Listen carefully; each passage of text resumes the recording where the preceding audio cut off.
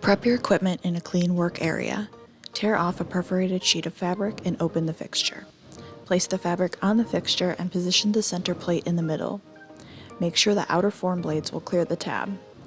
Press and slide in each outer form blade, tucking the fabric underneath and over.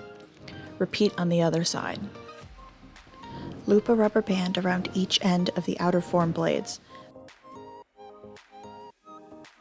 Then pull the blades into the open position and slide them forward to lock them. Carefully remove the center plate. Then fold one end of the fabric in and over the rubber band and staple it in place twice. Repeat this process on the other side.